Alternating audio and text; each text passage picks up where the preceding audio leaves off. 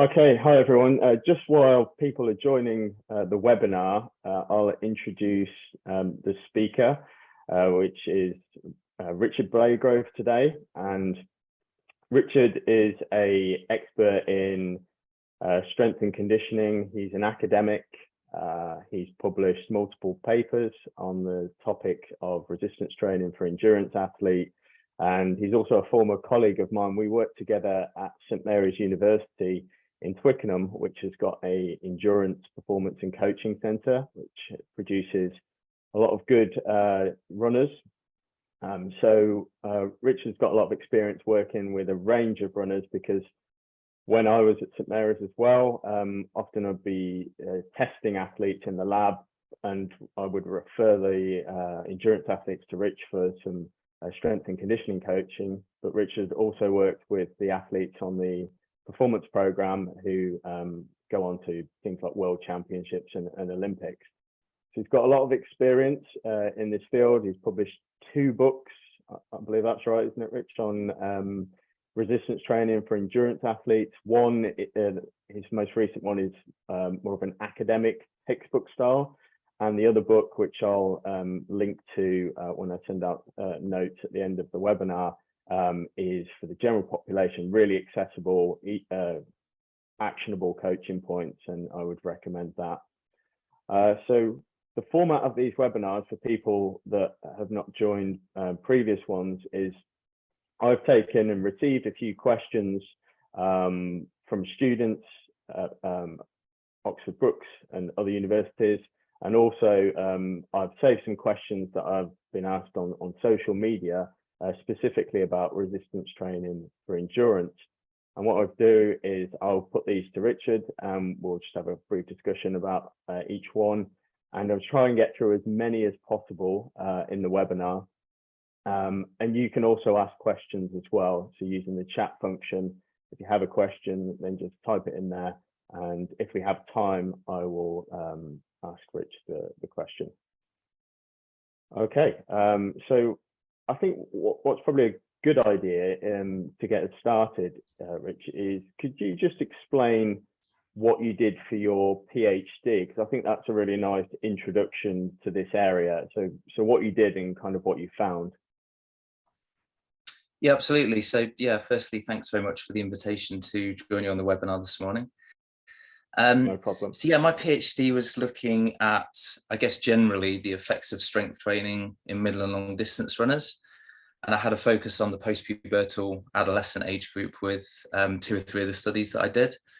I guess like most PhDs, traditionally, you start off with a literature review.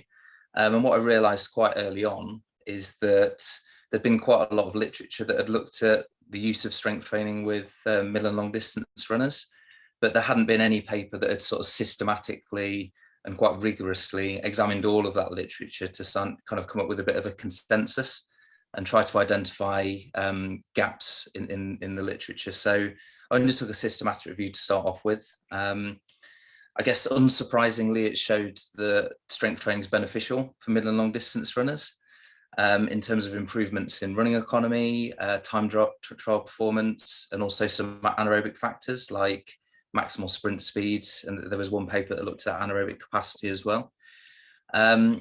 And then I managed to secure, not very much, but a small amount of funding from the British Milers Club to undertake a study that was going to look at a training study that was going to look at the use of strength training over a 10-week period in post-pubertal adolescent distance runners.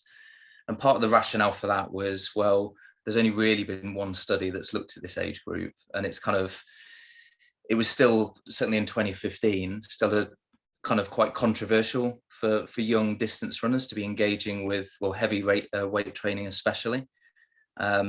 And so, yeah, there seemed to be quite a strong rationale for looking a little bit more at that age group. I guess if you're undertaking a PhD and you're trying to do a sort of comprehensive and rigorous job of it, you need to kind of understand what the reproducibility of your measurements are. So after I did my systematic review, I did a reliability study. I remember you being in the lab almost constantly for that one. Yeah, weekends and yeah, a lot of testing there. Yeah, there was quite a bit of testing. I mean, I managed to get a fairly decent sample size, so it wasn't kind of just token reliability study that just slotted into a PhD. We actually ended up getting it published. So yeah, made a relatively good job of that. And then undertook, this training study for 10 weeks. And I guess that sort of formed the cornerstone of my thesis. And what we found as a result of, this randomized control trial where we took a group of post-pubertal adolescent distance runners, half of them were randomized to an arm where they added 2 strength and conditioning sessions per week to their training program. And in the other arm, they just carried on their normal running training and logged what they did as accurately as possible. And I guess the headlines from it were, we found quite a big improvement in maximal sprint speeds, which was quite a lot bigger than the kind of reliability of that measurement and the error that we see in measurement on that test. The running economy measures were a little bit more complicated because I quite quickly found, well, it depends what statistical test I apply here. Yeah. That if I applied the sort of standard one that studies like this use, I got a significant result. So I could have just picked that, but I picked a more rigorous test because we wanted to try and get the paper published in quite a good journal. And that actually showed that we didn't get statistical significance. So in terms of conclusions, I couldn't say for sure that there was an improvement in running economy as a result of doing strength training. But the improvement we saw was about 3.5% on average across the speeds that we looked at.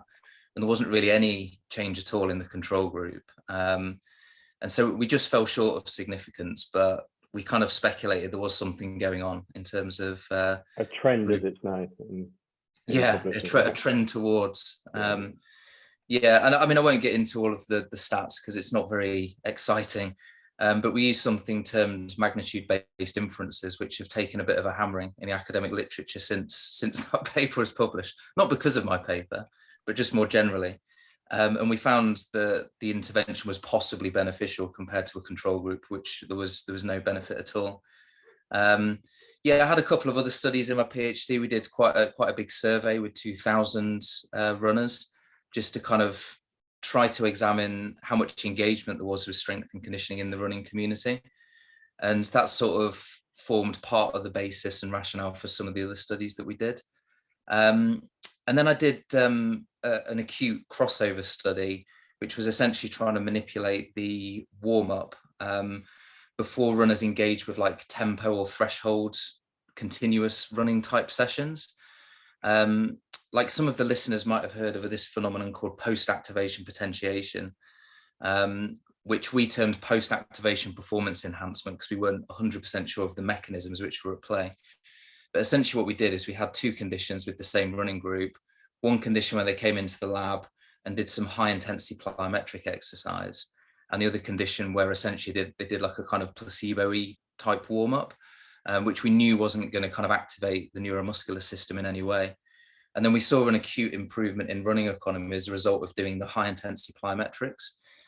If you give the runners about 10 minutes recovery after they engage with that, like there were quite high performing runners. There was about half that cohort were internationals and the other half were sort of decent national level males. And so it seems like in that type of cohort, quite well-trained endurance athletes, that if you include some high intensity plyos, it's probably going to benefit your economy during sort of tempo. Just to jump in there, Rich, so would you speculate that effect might also sort of transpire in lesser trained endurance athletes or amateur endurance athletes?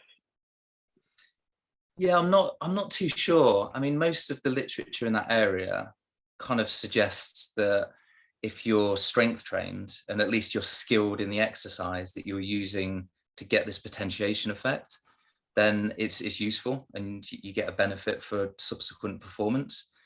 There isn't very much literature at all in endurance athletes, and definitely none that I know of, at least in like lesser trained endurance individuals. So they may not get a potentiation or a performance benefit acutely, but what it might serve as a kind of small amount of strength training that you kind of microdosed into a session. And so if you do that 3, 4, 5 times a week, because it doesn't take very long and it doesn't harm the session itself, then that accumulates into actual strength training rather than just an acute benefit. Yeah, the reason I ask is because often sometimes you hear the results of a study and it's quite tempting then to think Yeah. that applies across the board. But in some cases, I mean, it's actually quite odd that you mentioned there that there's not much literature in sort of recreational or amateur athletes, because usually in sports science, that's the opposite. We have a weighting of our researchers in amateur or sports science students and less in the sort of top end athletes. But I think, yeah, just for the audience, it's important to mention there that the outcomes of some of the research that Richard is talking to, when we sort of like apply it, it might not necessarily always apply to amateur. And similarly, if the study's been done in recreational or amateur athletes, it might not apply if you're a high level endurance athlete. But from what I gather, there's no harm, is there, in provided the program's well designed, in doing resistance training for endurance athletes. Yeah, no, exactly. And I think the point you made is a really good one, particularly in the context of that study. And so those findings would only apply to higher performing endurance athletes, and we only use males in that study as well. So we're not sure if the same effect would be seen in females. But with strength training, what we found in the systematic review, and this was quite novel, I guess, compared to previous systematic reviews, the benefits of strength training do seem to extend across different performance levels. So there has been quite a few studies that have used recreational. There's one or two that have used females and mixed cohorts. There's definitely quite a lot that have used well-trained and elite runners. And the magnitude of the change that we see in running economy and time trial seems to be fairly similar across those cohorts. And so if you go back 10 years and look at some of the early reviews, they were kind of like, oh, this strength training is something that only really well-trained runners should use when they've sort of plateaued in terms of their VO2 max, and they're looking for like these small 1% gains in performance. But yeah, I would suggest the literature just doesn't show that. Like, there's probably benefits to like lesser trained endurance runners as well. Yeah, and just for the people in the audience that Richard mentioned, one of the key benefits there that is seen in a lot of the literature is an improved exercise economy. And this just basically means it's a reduced energy cost of exercise, or lower oxygen consumption during exercise. So in some studies, they might measure this as efficiency, but essentially you use less oxygen during a given intensity of exercise. And I think if I remember rightly, the improvements in around most studies around 5%. Is that right, Rich?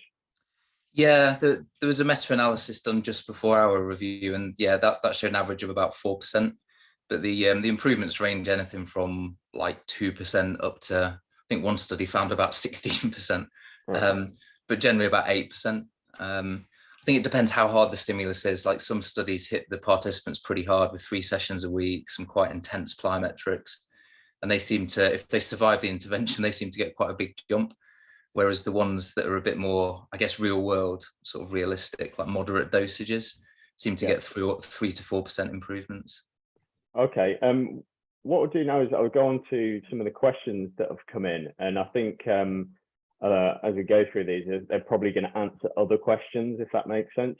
So, yeah, absolutely. Yeah. Chris Chapman asks. He says a friend, in brackets a runner, does heavy squats and deadlifts in the gym for sets of 5 reps.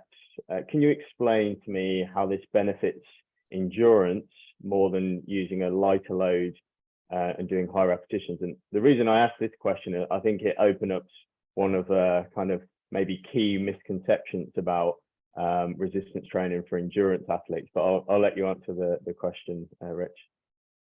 Yeah, it is a really good question. It's often one that I get from runners and coaches.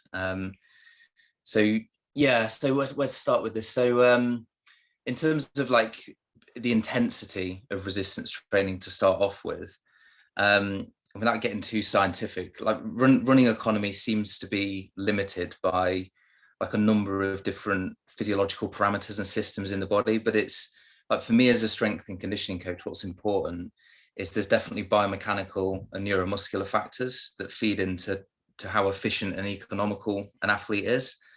And so the biomechanical things we can potentially change with modifications to technique, which like gait retraining and so on. And then obviously the neuromuscular factors can be modified with strength training activities.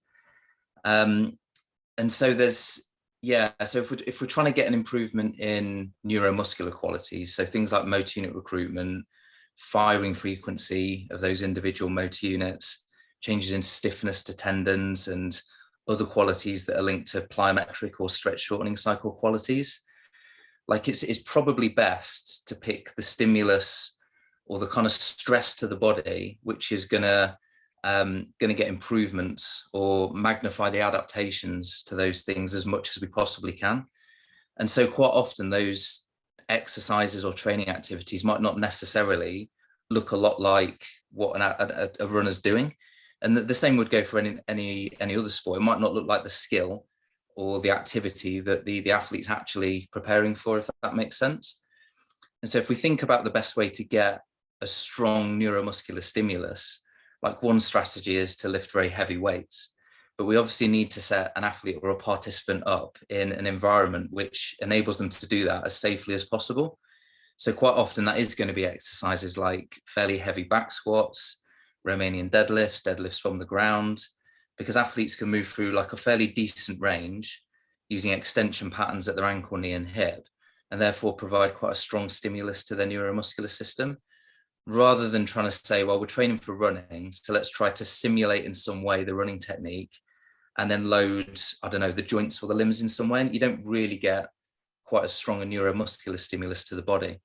And I suppose, just to cut in there, the question about load and intensity, it's like quite a few things in training program design, which might seem a bit counterintuitive when you look at the program. So, for example, if you're an endurance athlete, the idea is that you want to improve endurance of the muscles, but intuitively, I guess this is why a lot of athletes then choose things like circuit style training, where they induce a lot of fatigue because they think that might improve their fatigability or make them more resistant to fatigue. And then like this question comes from a place, well, how is doing 5 reps at a high load going to achieve that? And I think some of the things you've mentioned there is that it builds other qualities that you're not going to get from high repetition training or your endurance training. Yeah, absolutely. You've hit the nail on the head and probably summarized that better than I could. Exactly. So with the endurance training that runners, cyclists are going to be engaged with, like it's heavily cardiorespiratory and metabolic. So they're obviously getting a big stimulus from that. And they're the most important qualities which are going to limit their endurance performance anyway. So when we're placing them in an environment where they're not doing their cycling or their running, we obviously want to try to understand a little bit better, okay, well, what adaptation or what stimulus are we trying to look to deliver to the athlete? And in a gym-based setting, it's a neuromuscular intervention. So anything above about, well, usually I use a threshold of about 12 reps, but maybe up to 15 reps is going to be like a fairly decent stimulus to the neuromuscular system. But as soon as it becomes metabolic, so what I mean by that is the muscles, like you feel a real burning sensation in the muscles, you're starting to get out of breath, like your heart rate starts to elevate quite high, like it's turning into, again, a sort of metabolic and almost cardiorespiratory type stimulus, which, as we've said, you're getting from the endurance training. So like, it doesn't make very much sense to be doing even more of that if the athlete's already getting that. So yeah, hopefully that kind of addresses that. Yeah, no, that makes perfect sense. Because I think that's why I put this question at the top, is because that, to me, in my experience, is one of the big sort of misconceptions of resistance training and endurance, is that you need to do, I mean, that's not to say that there's not a time and a place for circuit style training, maybe in the off season or for some cross training purposes, but particularly if you have limited time, you don't want to be doing a stimulus in the gym which replicates what you're doing on the bike or on the track. Which brings me on to the next question, actually, from Tamsin. She says, I suppose this is a fairly common conundrum for athletes as well. I train 5 days a week and don't have time to add more sessions. Would adding a few bodyweight exercises after my shorter runs make any difference?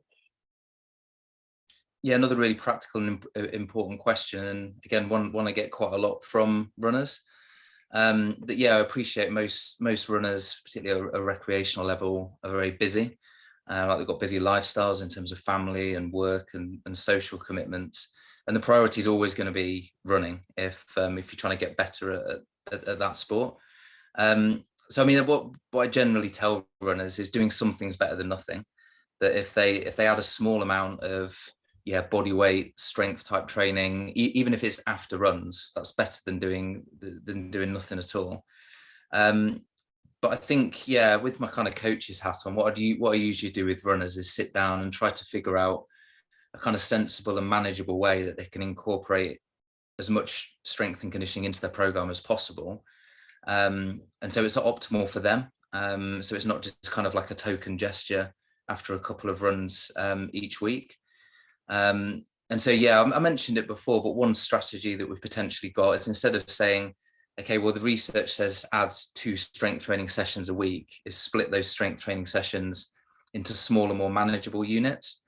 So you adopt quite a high frequency approach, but each of those individual training units are quite short. It's maybe only 10 to 15 minutes that you can squeeze in the evening, as I've said, maybe after a run. And then those accumulate into something that represents like quite a meaningful strength and conditioning program. And then just briefly, in terms of the home-based element, like usually with most runners, particularly those that haven't done much strength training before, you can get like a fairly decent neuromuscular stimulus in the very early days just with using body weight, but quite quickly you need some sort of external resistance or some method of increasing intensity. And so exercises like single leg squatting, and like you'll know this, Paul, like a hard exercise, you've got to be pretty strong in order to squat like bum all the way down to your heel and stand back up just on one leg. And so you can progress towards doing things like single leg squats. There's obviously implements around the home that you can pick up for things like doing split squats and Bulgarian split squats. You can put things across your hip to do things like single leg glute bridge. So there are ways you can load in a home-based environment. But at some point, you're probably going to want to buy, I don't know, resistance bands or some dumbbells or a kettlebell or something in order to get a little bit more stimulus through the muscle. Yeah, no, another strategy that I'd often suggest, because that was a frequent question with cyclists and runners, is that I can't really put another session in my week. It's particularly with triathletes as well. So I would suggest, if they're really kind of new to any form of resistance training, is to learn the exercises body weight well, and almost they're quite good warm-up exercises, not done to fatigue, but things like learning to do glute bridges, banded exercises, body weight squats can actually be a good way of just learning the skill, the motor pattern in a sort of low fatigue state, and actually can be quite an effective warm-up, provided you don't do it fatigue.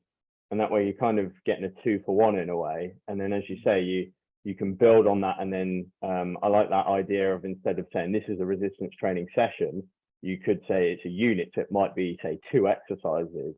And then it's kind of easier to incorporate within a program, rather than going, I need a block of an hour to do resistance training. It's more pragmatic. And I used to see that when you were coaching athletes at St Mary's, is that they might just do like a couple of exercises and then they'd be out on the track. So they've got that neuromuscular stimulus, which isn't detracting from the endurance stimulus that they're going to go and train for. Yeah, that makes complete sense. And I kept mentioning like after runs, but you can easily incorporate it into a warm-up, particularly if it's, like you say, it's non-fatigue and you're not going to exhaustion, and it's just 1 or 2 sets across a few different exercises.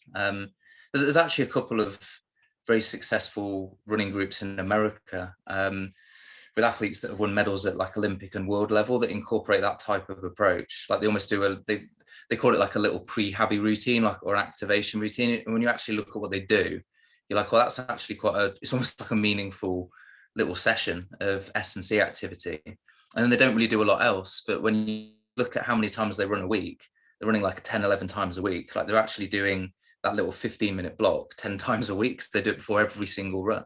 And I guess that helps with fatigue sort of management as well, because that's often something that endurance athletes are quite wary of is if they do resistance training, it's going to reduce the quality of their endurance sessions. But because you're almost sort of like micro dosing resistance training and you're doing it at a high enough intensity, you're not really getting any meaningful metabolic or neuromuscular fatigue, but you're getting the benefits of the training. So I suppose that that's kind of why it works, that approach. I think so, yeah. And I think like your sort of real traditional S&C coach would look at it and go, well, that's not proper strength training.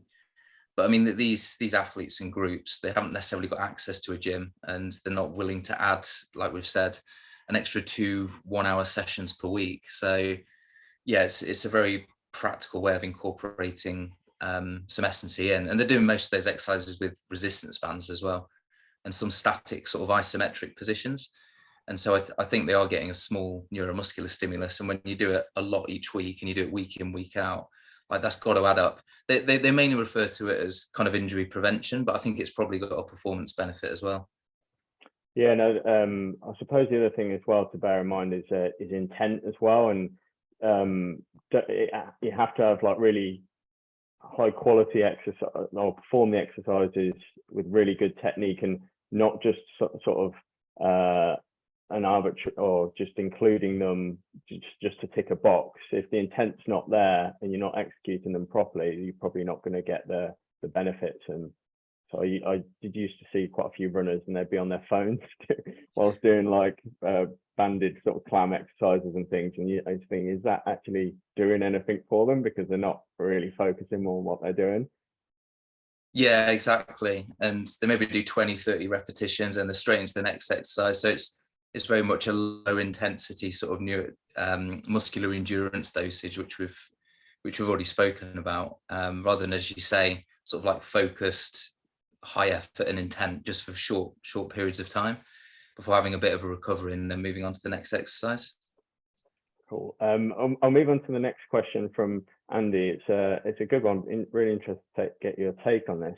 So I think he's a personal trainer or an S&C coach, because he says he's writing a program for a runner who does half marathons and marathons. Is there any point in including upper body exercises for this athlete? There's not very much research on this directly. So if you only use lower body, you're going to get this benefit. And if you add some upper body, you might get a little bit extra or whatever, or nothing extra. But from a sort of theoretical perspective, like we know the function of the upper body during running is essentially to counteract kind of rotations, particularly through the midsection and the torso. And there has been studies which have attempted to take the arms out of running. It looks quite funny when you do it, but essentially, yeah. And apparently the Nike Lab tried it as well, but essentially tie the arms around the torso so they can't move at all. And surprisingly, your running economy actually gets worse. So although you haven't got the additional energy expenditure, like you end up compensating somewhere else in the body. So it's probably either your trunk or something around your hips having to control those rotations. So there is a small function for the upper limb, but it doesn't, like, I think some people think it adds to the propulsion or adds to the force, but sort of just based on basic physics, like there's no way it can really do that. And so I think if runners are doing strength training and speeding up, particularly with high intensity interval training, like they're probably going to want like a little bit of an additional upper body strength to control those additional rotations. At the types of speeds that you experience in half marathon and marathon, and yeah, you maybe only get a 4% improvement in economy or time trial performance, like it may not make very much difference at all.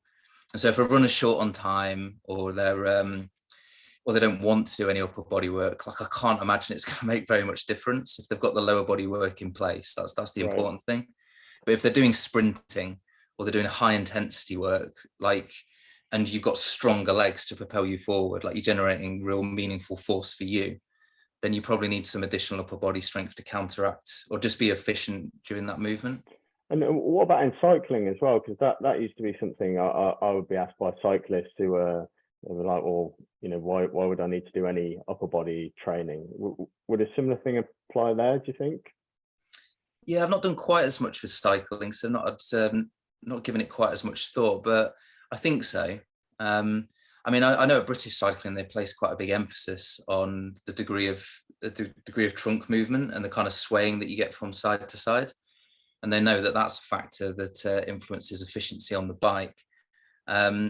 But their strategy that they put in place is a lot of kind of trunk, or most people would call sort of core stability type training. So the endurance cyclists do prioritize that quite a lot. I'm not sure how much they do in terms of upper body work, but it would make sense. So particularly if you're putting out really big power outputs on an uphill or during a sprint finish, like some additional upper body strength is probably going to control some of those rotations and perturbations that you're getting through the trunk. Yeah, that makes sense. And I did a series quite a while ago for a cycling magazine on kind of what you just mentioned there, on sort of like microdosing exercises. And I seem to remember coming across some research that kind of looked at injury patterns between recreational and professional cyclists, and they're quite different. Recreational tend to get more sort of neck, sort of upper trap issues. So I wonder if there's a place for it then in terms of like fatigue resistance of those muscles. And the other thing for the audience as well, I'd say, particularly for the coaches, is that in many cases you're going to be coaching athletes who may be a bit older, more senior.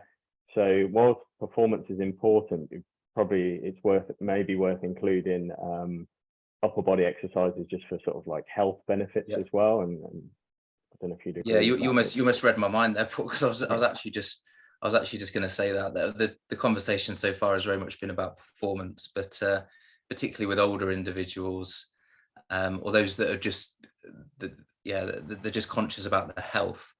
Like, we obviously know there's a whole range of different benefits that we get from doing strength training. So everything from reducing age-related loss of muscle mass to improvements in bone density and reduced risk of osteoporosis and osteoarthritis, general mobility and sort of daily functional living. And so obviously doing push-pull type exercises with the upper limb is really important for those benefits. Yeah, that's a nice segue actually into the next question, because this is probably something you get quite a lot, and I've been asked a lot, and probably one of the big sort of myths as well of resistance training for endurance athletes. Dominicio, I'm not going to try and pronounce the surname. Could strength training make athletes slower if they increase their muscle size?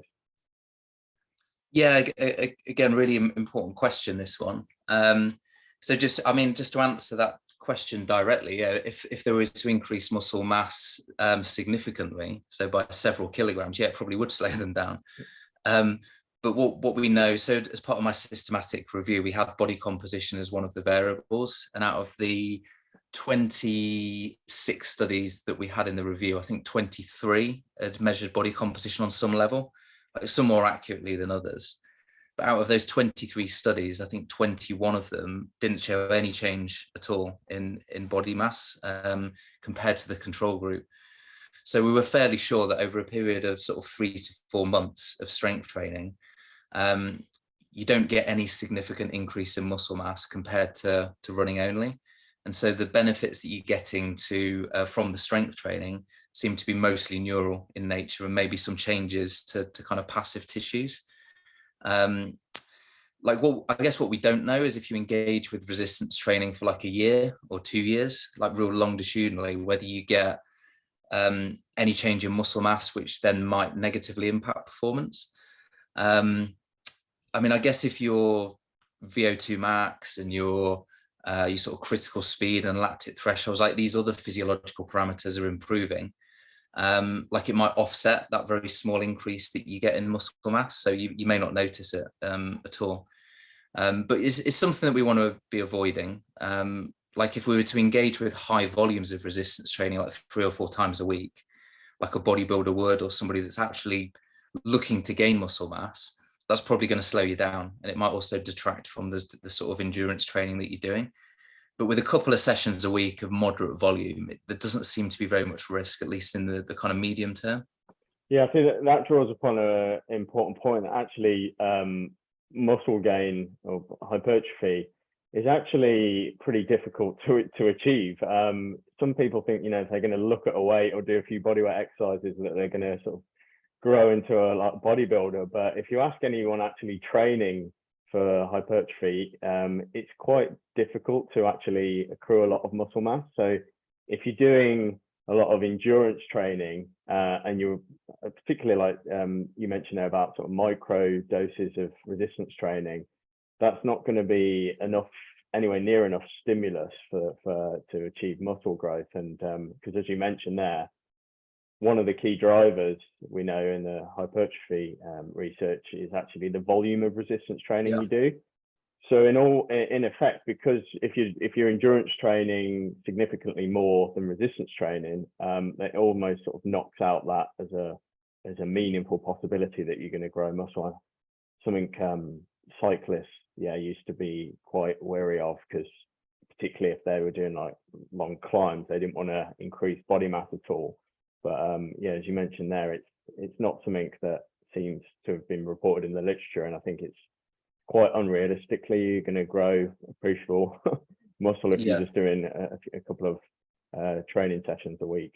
Yeah, exactly. I mean, and I guess anecdotally, I'll say there's no evidence over like 1, 2, 3 years of engagement, but with the runners that I've worked with over long periods of time, like up to sort of 5 or 6 years, we've obviously tracked their body mass in the lab. We've not really seen any change, and like if there has been a change, I don't necessarily think it's been because of heavy resistance training. And in some of the runners, they've actually decreased body mass by 3 or 4 kilograms, even though they've been getting stronger. And so, from my own personal experience, I don't think there's very much risk. So I think that should put a lot of people's mind at rest, because that's quite a common issue that comes up, isn't it? If I'm going to get bigger, I'm going to get slower. But in reality, the amount of training you need to do, resistance training you need to do, and the type also in terms of volume, is not really going to be compatible with endurance training anyway. So it's probably a kind of a non-issue. Okay, I'll come on to the next one. Joe, would Bodymate, I don't have access to a gym at the moment. I've not done much resistance training in the past. What body weight exercises would you recommend to start with resistance training?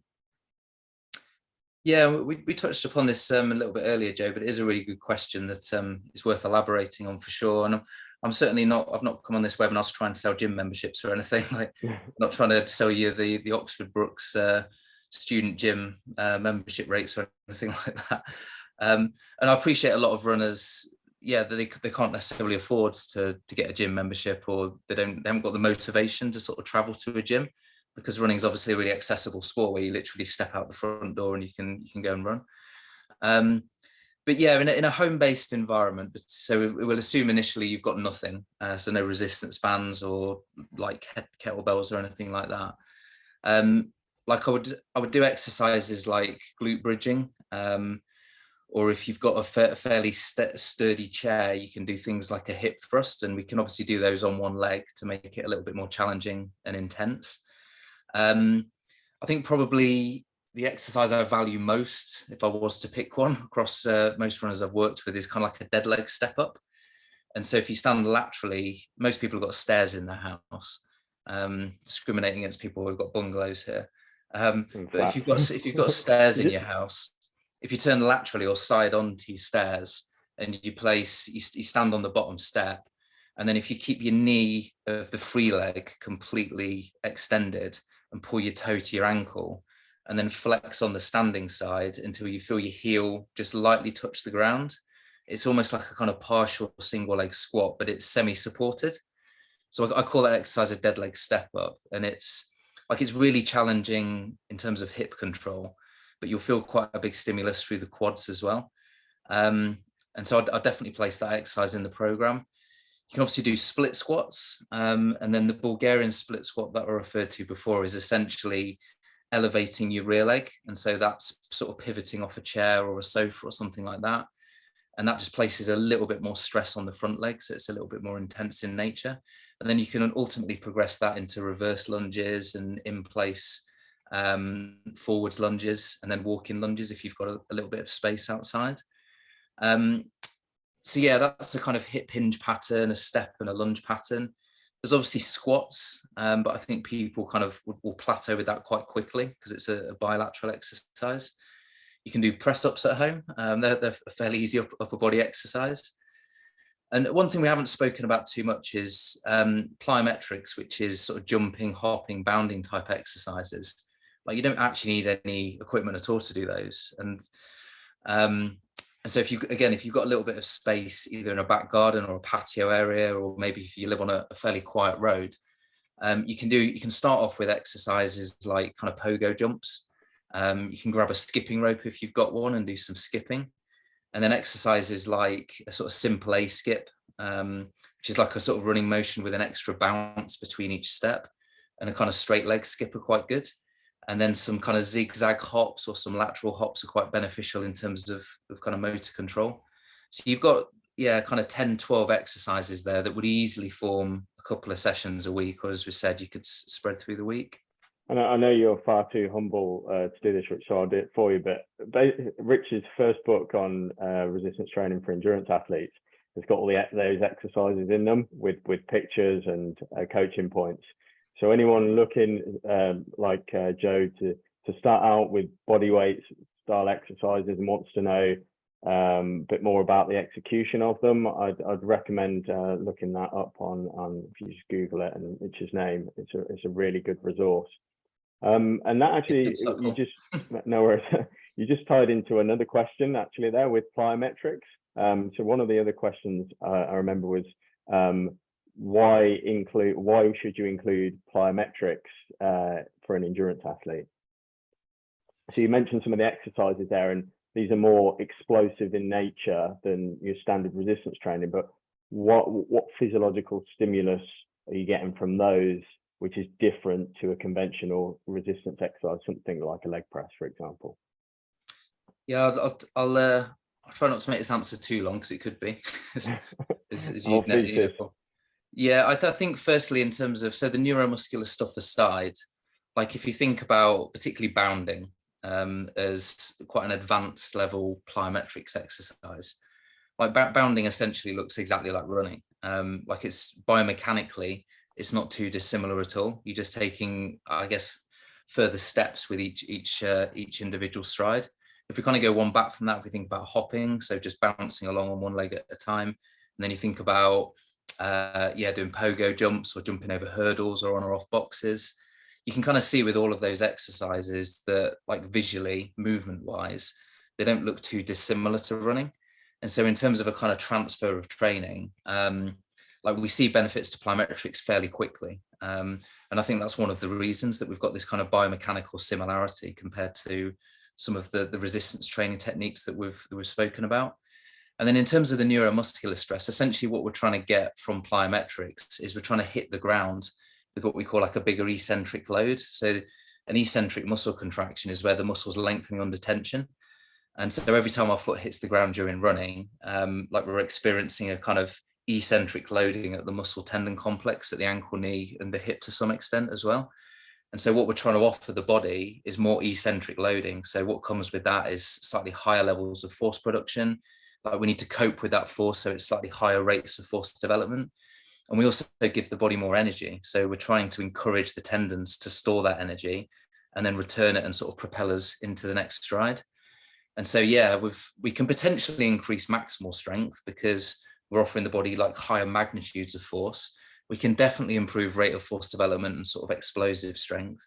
And we can also improve the ability of our tendons to store and return elastic energy. And if we're doing all of these things in quite a specific movement pattern, then it offers us like a really potent stimulus that can improve performance. And plyometrics, if I remember rightly, because I remember doing this as an assignment years and years ago, is that you can actually see these benefits in economy with plyometric only training, if I remember rightly. Some of the early studies didn't do sort of traditional resistance training, but they just focused on those types of exercises. Yeah, there's been quite a few of those actually. I think when you maybe did that assignment, there probably was only a few of them, but there has been quite a lot. There's almost been as many just plyometric studies as there has either resistance training or mixed modality. And I alluded to it right at the start, but some of them do show really big changes in economy and time trial, because I think it is such a potent stimulus to the neuromuscular system, and it's quite similar to running mechanics. I mean, I guess and it might be the question that you've gone to ask here, Paul, but I guess the caveat to all of this is, like plyometrics is well, for a lot of strength and conditioning coaches, it's usually, advanced is the wrong word, but I guess the type of training activity that you sort of need to build up to a little bit. And I hear this quite a lot on podcasts, that people go, "Well, stay away from plyometrics because it's too intense of a training activity." You did read my mind there. I was going to ask you about yeah, this. and it's quite risky. But I think what people are thinking about when they're referring to plyometrics as a very intense and risky activity is, yeah, you sort of high speed bounding, jumping over big hurdles, doing depth jumps, like these really high intensity plyometrics, which is basically the equivalent of going into a gym, putting 200 kilograms on a bar and going, "Well, I'm going to do a really heavy back squat today." There's obviously much easier versions of that back squat that we can do. And so therefore there's easier versions of those plyometric exercises we can do. And so if you were to take, like, even if you were to get a runner to sprint, like sprint at maximal velocity, like I would actually consider that a very specific strength stimulus, but it's something that most endurance runners wouldn't do. And it actually offers like quite a big plyometric stimulus because you're putting so much more force through a lot of the joints. And so if we take an exercise like sprinting, the skips that I referred to before, doing little pogo jumps, like they're fairly low intensity plyometrics. So that would be the equivalent of, going into the gym and just lifting with a broomstick or a light bar to start off with. And then gradually over time, we can build up the intensity of the plyometrics in the same way as we would do with resistance training. And on that sort of exercise prescription for someone that's just starting plyometrics, so plyometrics, the volume is usually measured in contacts, isn't it? So how many foot contacts, how many times your foot hits the floor, basically. Yeah. So what would you advise for sort of a range for a beginner, just in terms of foot contacts per session? Yeah, really, really good question. There's been some studies that have used as few as 30. Like in my experience, you probably need more like 50 to 60 if you're going to sort of do something that's a little bit more meaningful, which for some people won't feel like very much. But going back to the point we were discussing before, like those 50 to 60 have to be like fairly high level of effort and intent, even if they're quite low intensity in nature. So I hope that doesn't sound contradictory, but if I do, for example, 10 pogo jumps in a row, like you've really got to focus on minimizing ground contact time and trying to bounce as high as possible with each individual jump. And so you may only do, I don't know, 4 sets of 15 or 4 sets of 10 on that particular exercise. But if it's really purposeful and you place a big focus on technique on that exercise, then you'll get a bigger bang for your buck than just stand there with a skipping rope doing 100, but you're sort of just doing really tiny little bounces, like just enough to get off the ground, basically. That's probably not intense enough to cause an adaptation. And again, for like the people that are beginners to this, what sort of surface would you recommend, and also footwear, if any? Yeah, so footwear wise, I'd probably just wear normal running shoes. Like there is a pool of thought which is there's more benefit to taking your shoes off, and in terms of sort of like conditioning of some of the intrinsic foot muscles and joints, like doing a small amount of that might not be a bad thing, but I'd reduce the contacts you were doing without shoes on. For the exercises that I mentioned before, I would just use normal running shoes. And then surface-wise, I guess a lot of runners, particularly those that choose to do this at home, aren't going to be spoilt for choice. So if I turn around and say, "Oh, yeah, find a sprung wooden floor," people are going to go, "Where am I going to find that, Rich?" Like I haven't got a gymnastics hall available to me. Something with a little bit of give, like a little bit of compliance, is usually the best surface. So yeah, sprung wooden floor, an athletics track, like a fairly hard grass field isn't too bad as well. So nothing basically too compliant. So very soft grass is not going to be as effective, right? Yeah, I would try and avoid that. So if you do it on a beach or a trampoline, Yeah. or very, like you say, very spongy grass, or very, like you say, very spongy grass. Like counterintuitively, like your muscles and tendons have to work a lot harder, and so therefore some of the kind of internal forces that your joints experience are a fair bit higher. Like it sounds counterintuitive, that, because people think, oh, if I run or I do exercise on very soft surface, it's really good for my joints. But what the body's always trying to do is like stiffen to the same degree and try not to sort of collapse under its own weight. And so your joints muscles have to work a fair bit harder to stabilize. If you go the other end of the scale and you do plyos or you run constantly on concrete, obviously there's no give at all. So every time your foot strikes the ground, like your kind of loading rate and your peak force is very, very high in terms of the whole system. And so doing slightly more intense plyometrics than running on something in between, like a surface that's got maybe a little bit of give, seems to be a good compromise. I mean, there's a fairly good body, so it's say a fairly good body, like a fairly large body of literature that's looked at this over the last sort of 5 to 10 years, but it's mostly in youth football players. So they've sort of varied the surface that they've used for different plyometrics interventions. And there doesn't seem to be a sort of consensus at the moment. Right. And I don't like to extrapolate those findings from youth football to like running economy necessarily. But it's just to sum up, like plyometrics would be something that you would recommend, provided it's on that sort of high intensity or high intent and relatively low volume in terms of foot contact initially. Yes, absolutely. And it's something you can do alongside the resistance training or do as separate. So 6 weeks of resistance training, and okay, I've got enough to fill my time here, and then start to incorporate some plyometrics as a different block, perhaps. Yeah, and just to recap, something you also mentioned is some of the older literature and recommendations from coaches was that you should avoid plyometric training if you haven't been doing resistance training. And I think there was even, I remember seeing sort of arbitrary values in terms of how much you should be able to back squat before you go onto plyometrics. But because like low level, and as you mentioned there, like skipping is like a plyometric exercise. So you wouldn't, before you pick up a skipping rope, think, oh, can I squat 1.5 times body weight? So just for people that maybe come across older literature that says you need to do resistance training first, it's not necessarily always the case. Yeah, exactly. And it's a complete contradiction. Like all the literature on youth and even children doing plyometrics seems to encourage it.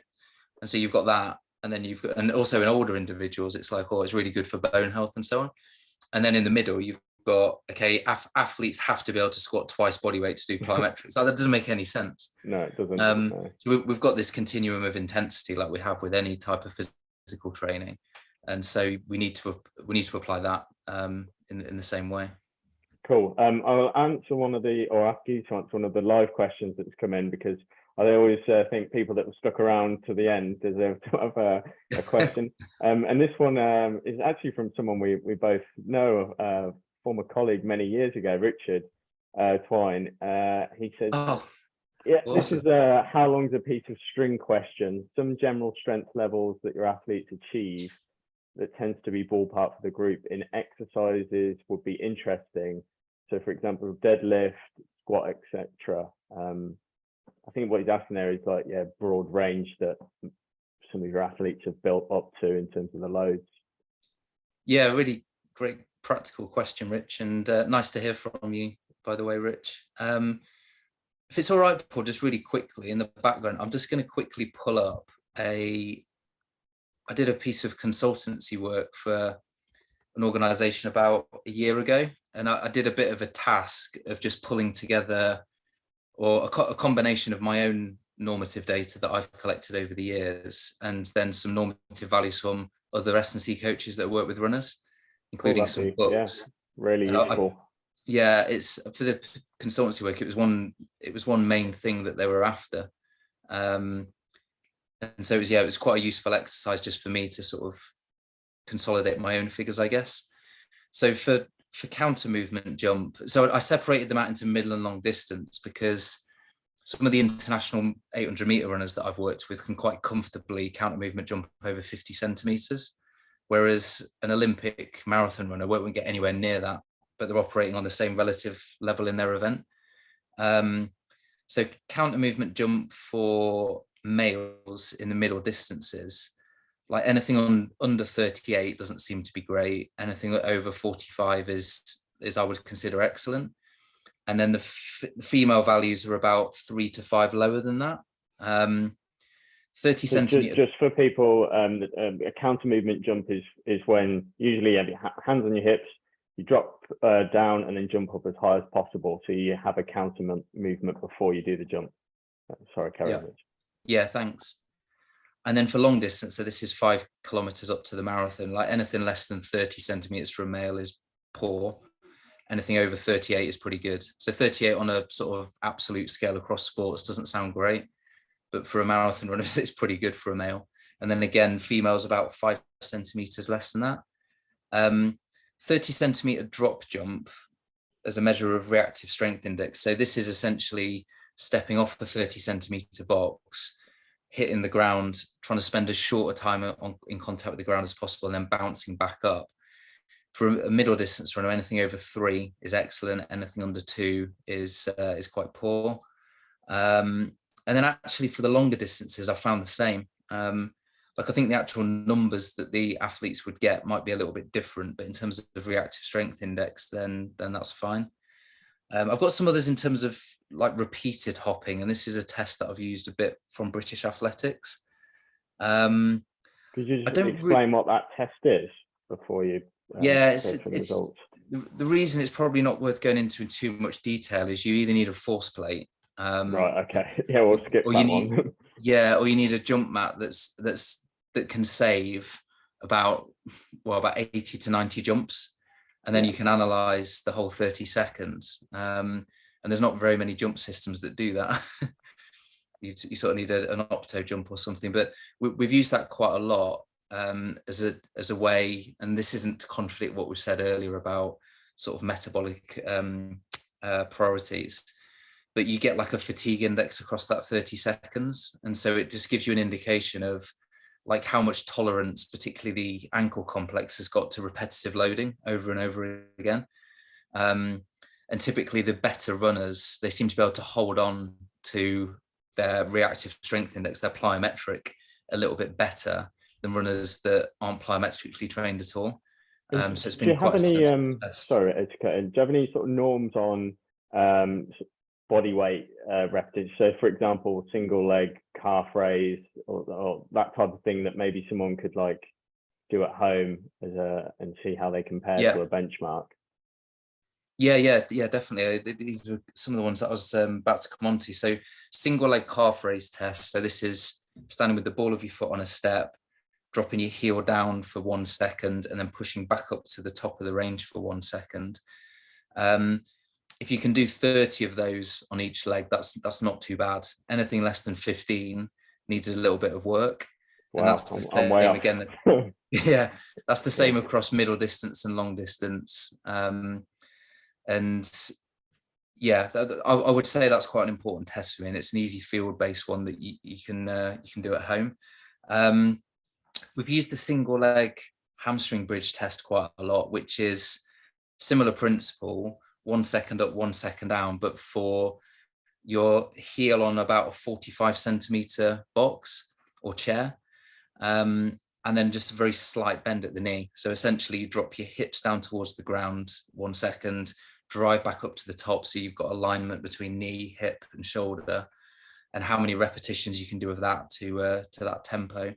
And again, if you can do over 30, I think British Athletics was originally 35 or maybe 40, but if you do over 30, that's pretty good. Less than 15, again, sort of hamstring especially, but hip strength needs a little bit of work potentially.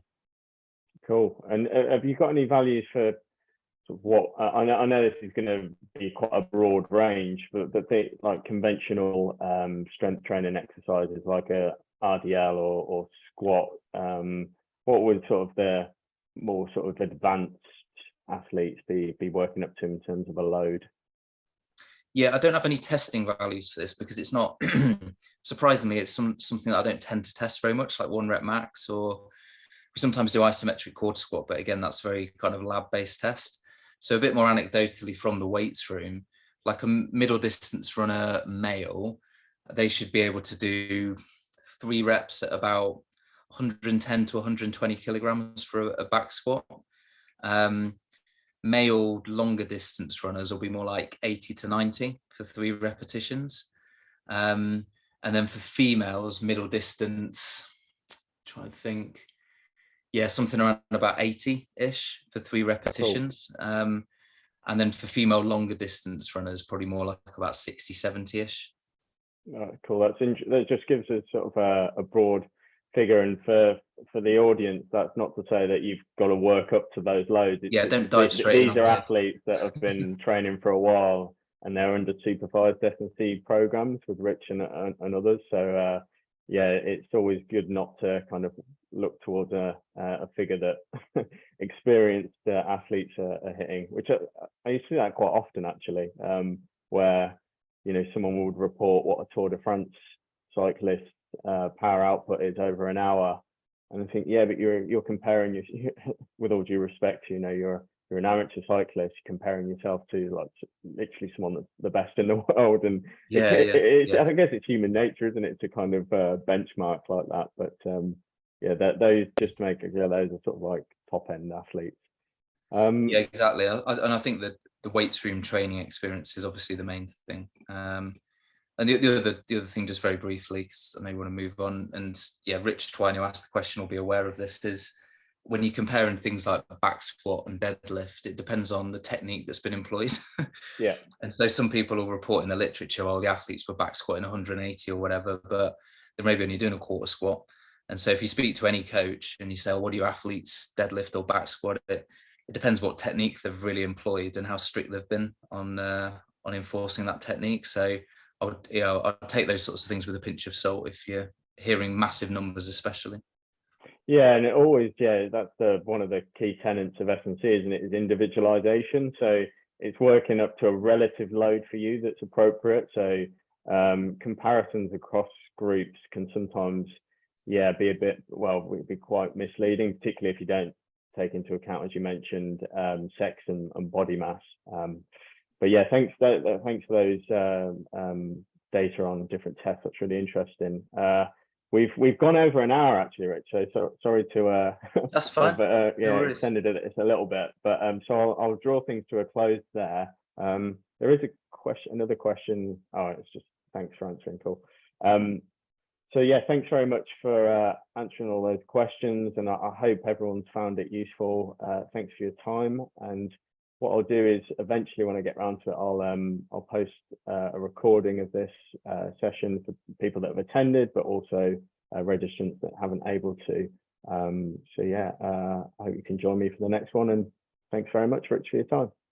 No worries. If anybody's got any follow-up questions, I'm more than happy for people to email. And just as a little cheeky plug, we're starting a couple of quite big studies in the next sort of 4 to 6 weeks. And if there are any runners or coaches that are listening in that want to get involved with, it's essentially like a health and injury monitoring study.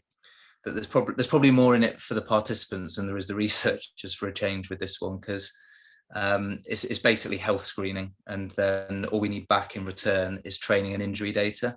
If anybody wants to get involved with that, then drop us an email, and it would be great to see you at Loughborough and have you in the lab.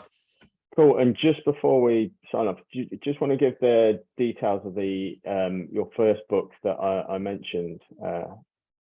Yeah, sure. Yeah. So the strength and conditioning book that I wrote is called Strength and Conditioning for Endurance Running. And yeah, you should be able to get it on Amazon. It was published with the Crowwood Press, so that their websites sell it as well. And the more recent book that I edited is, as you said at the start, more of a kind of scientific resource, I guess, that covers a lot of different topics just related to the science and practice of middle and long distance running. And I edited that, so I can't take credit for writing the majority of it. Great yeah, still a good resource for any students that are listening. S&C Sports Science, that second book is really useful. It's, I think it was something like 30 contributors you might have had to it, or have I? Yeah, about 30 yeah, 36 really well respected authors. So we're really lucky with those that we had involved, similar to your books as well, Paul. Yeah, cool. Right. Well, thanks very much, Rich. I'll let you get on with the rest of your day, and thanks everyone for joining us and posting your questions in. We'll see you soon. Yeah, thanks, Paul, and thanks for everybody that's joined.